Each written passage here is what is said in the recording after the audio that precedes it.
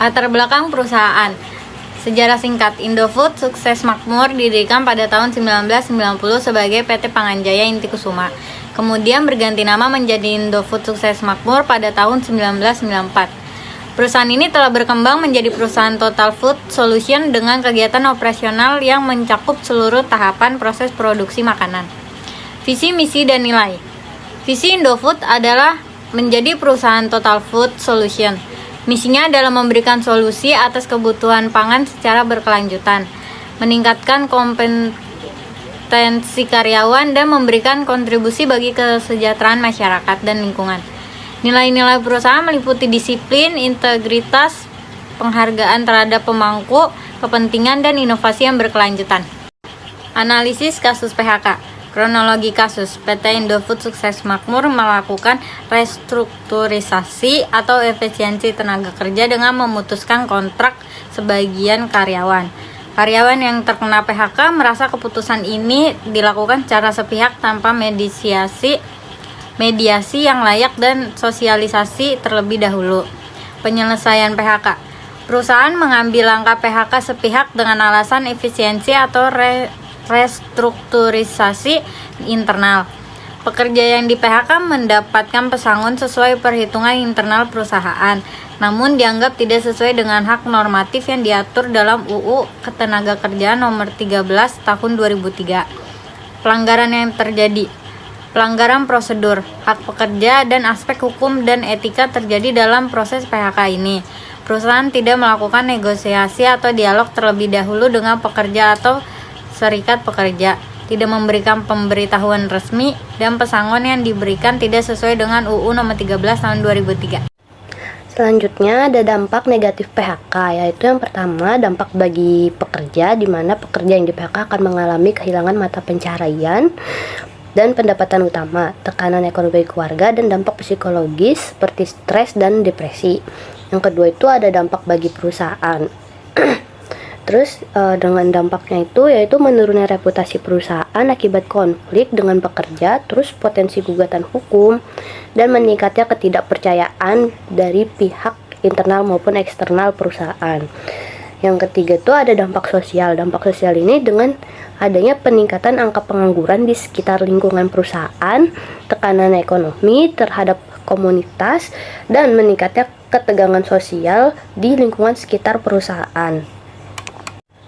Selanjutnya tuh ada solusi yang seharusnya dilakukan. Yang pertama tuh biasanya dengan mediasi transparan, yaitu mengadakan dialog terbuka antara perusahaan, pekerja, dan serikat pekerja sebelum memutuskan PHK. Melibatkan pihak ketiga seperti Dinas Ketenagakerjaan untuk menyelesaikan perselisihan. Yang kedua tuh ada kepatuhan UU Ketenagakerjaan, yaitu memberikan pesangon, uang penghargaan masa kerja, dan hak-hak lain yang sesuai dengan UU Nomor 13 Tahun 2003, menghormati prosedur PHK yang meliputi pemberitahuan resmi dan waktu sosialisasi yang cukup. Solusi yang dilakukan selanjutnya itu bisa dengan alternatif PHK, yaitu di mana perusahaan itu dapat mempertimbangkan alternatif PHK seperti pengurangan jam kerja, cuti tanpa gaji sementara, program pelatihan ulang, atau pensiun dini secara sukarela dengan kompensasi yang banyak. Lalu yang terakhir tuh ada pendampingan pekerja, yaitu memberikan program bantuan bagi pekerja yang di PHK seperti pelatihan, keterampilan, atau penyaluran ke pekerjaan yang baru. Menganalisis solusi berdasarkan Undang-Undang Nomor 6 Tahun 2023. Pertama ada prosedur PHK. PHK harus didahului dengan perundingan bipartit atau musyawarah antara perusahaan dan pekerja atau serikat pekerja untuk mencapai kesepakatan. Jika perundingan gagal, penyelesaian dilakukan melalui mekanisme penyelesaian perselisihan hubungan industrial.